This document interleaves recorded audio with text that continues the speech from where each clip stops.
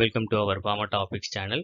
Welcome to the 11th series of the information study material related to Food Safety Officer exam preparation.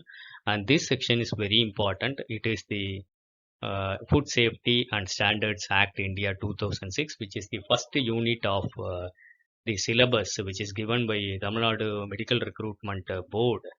It is very important to go through all these sections in this slides. So let us go through this. So what is FSS Act 2006? It is an act to consolidate the laws relating to food to establish food safety standards.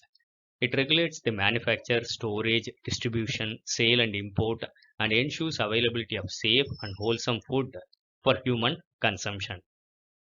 So let us see the parts of the Food Safety Standards Act 2006. So it contains 12 chapters and 101 sections. So many questions can come. What is this chapter? What is this section? So let us go through this. The first chapter is a preliminary thing. It contains 3 sections, section 1 to 3. The second chapter is related to Food Safety and Standards Authority of India, which is from section 4 to section 17. Chapter 3 deals with the general principles of food safety, which is section 18. Chapter 4 deals with general provisions as to articles of food. It contains section 19 to 24. Chapter 5 deals with provisions relating to import. It contains the section 25. Chapter 6 deals with the special responsibilities as to food safety. Contains sections 26 to 28. Chapter 7 deals with the enforcement of the Act. It contains sections 29 to 42. Chapter 8 deals with the analysis of food, which contains the sections 43 to 47. Chapter 9 deals with the offences and penalties. It contains section 48 to 67.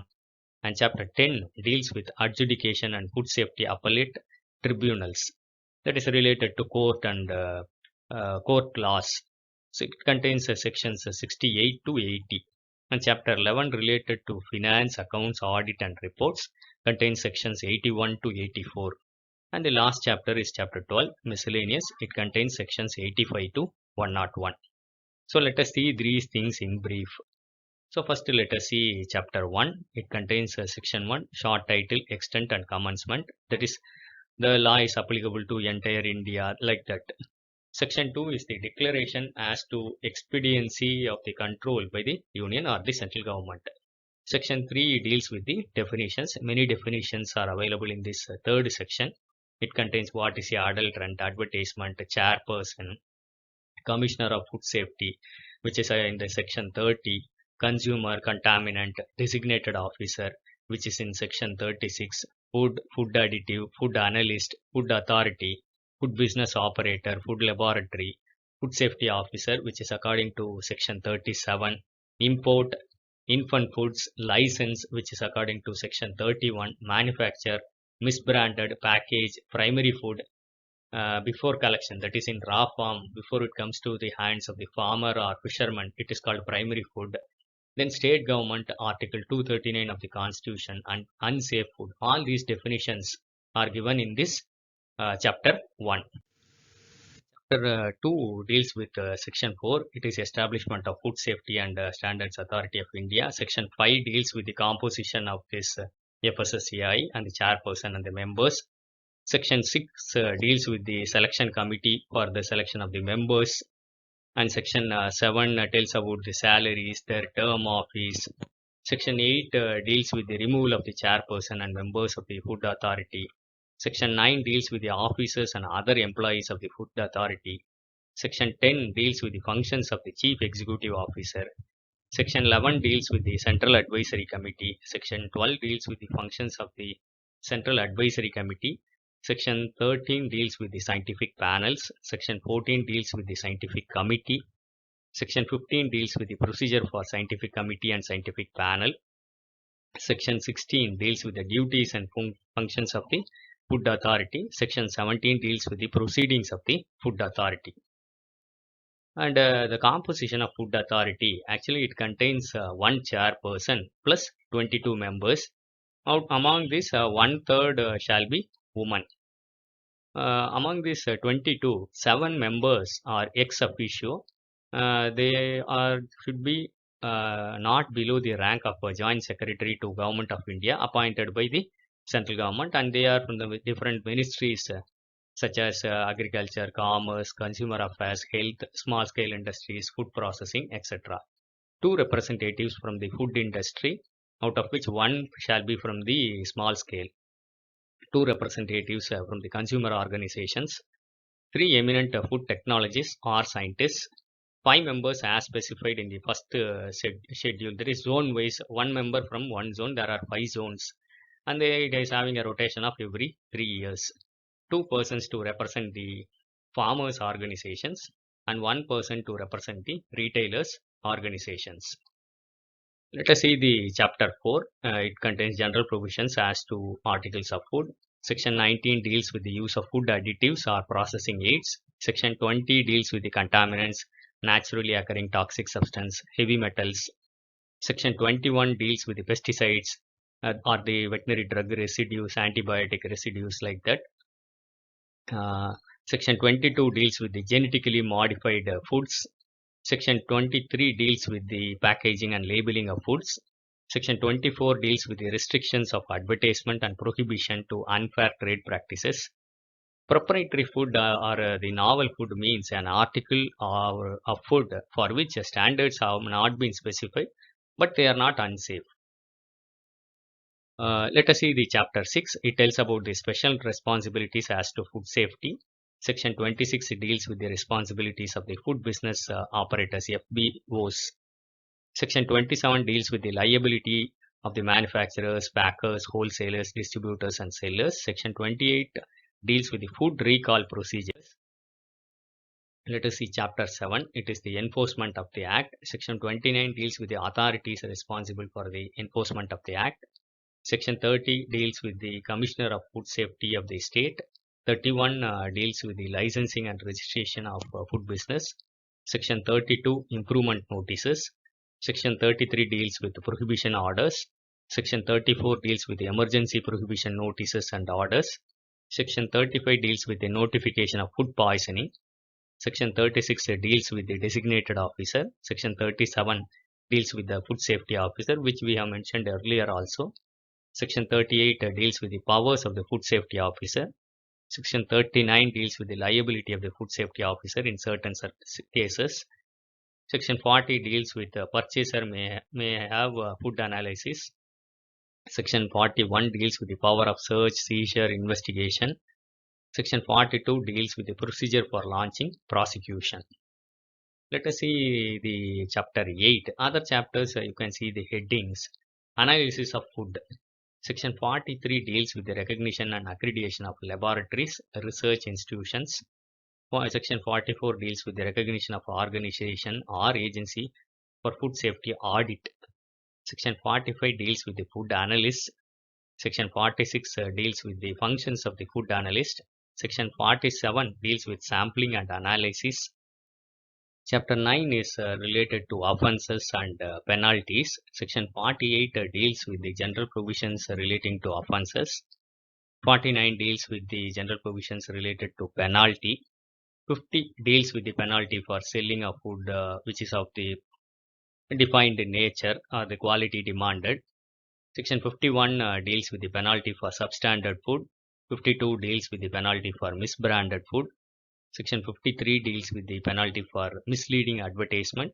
54 deals with food containing extraneous matter. 55 deals with the penalty for failure to comply with the directions of the food safety officer. 56 deals with the penalty for unhygienic practices.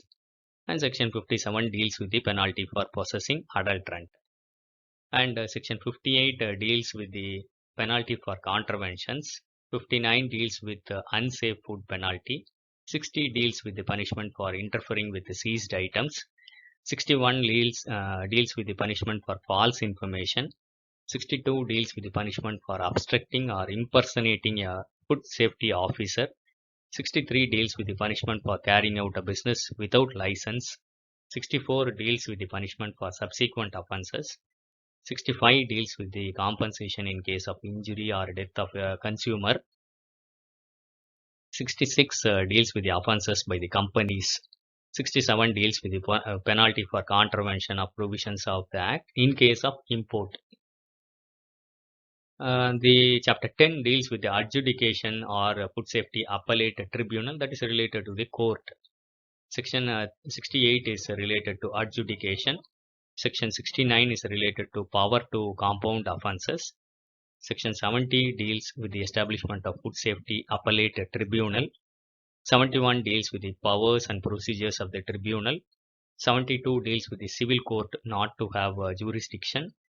Then 73 deals with the power of the court to try cases summarily. 74 deals with special courts and public prosecutor. 75 deals with the power to transfer cases to regular courts. And 76 deals with the appeals. Section 76 deals with the time limit for prosecutions. Section 78 deals with the power of the court to impede manufacturer. Section 79 deals with the magistrate's power to impose enhanced punishment. Section 80 deals with the defenses which may or may not be allowed in the prosecution under this Act. And the chapter 11 is related to finance, accounts, audit and reports. Section 81 is related to budget of the Food Authority. 82 related to finances. And 83 related to accounts and audit of the Food Authority. And section 84 related to annual report of the Food Authority. And chapter 12 is other than this, that is miscellaneous. 85 deals with the powers of the central government to issue directions to Food Authority.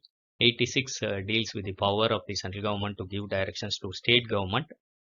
87 deals with the members, officers of Food Authority and Commissioner of Food Safety to the public servants.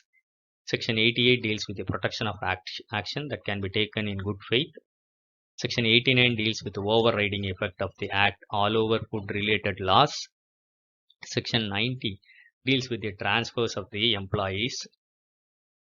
Section 91 deals with the powers of the central government to make rules. 92 deals with the powers of the Food Authority to make regulations. Section 93 related to laying of rules and regulations before Parliament. Section 94 power of the state government to make rules. Section 95 is the reward by the state government. 96 is recovery of penalty. Section 97 repeal and savings. Section 98 is related to transitory provisions for food standards. Section 99 is related to milk and milk products order. And section 100 is related to amendments related to infant milk substitutes. And the chapter 12 deals with the first and second schedule. That is the miscellaneous continuation. Section 101 is related to power to remove difficulties. First schedule deals with the zones. There are 5 zones. Zone 1 contains these states. You can note down the states also, which state comes under which zone. Second schedule contains all the laws which are all consolidated. There are no existence of these laws. All these laws have been consolidated under Food Safety and Standards Act 2006. So the Prevention of Food Adulteration Act 1954, Fruit Products Order 1955, Meat Food Products Order 1973, Vegetable Oil Products Control Order 1947, Edible Oil Packing Order 1998, Solvent Extracted Oil, De-oiled Meal and Edible Flour Control Order 1967, Milk and Milk Products Order 1992, any other orders which comes under Essential Commodities Act 1955. All these are consolidated. It is now only single law is act is available, that is Food Safety and Standards Act 2006. So it's a very short information of the first chapter related to this exam. I hope it will be useful for you. Thank you for listening. Happy learning. Kindly share this to more of your friends. If you like this video, kindly press the like button. Kindly subscribe to our Pharma Topics channel for further updates. Thank you.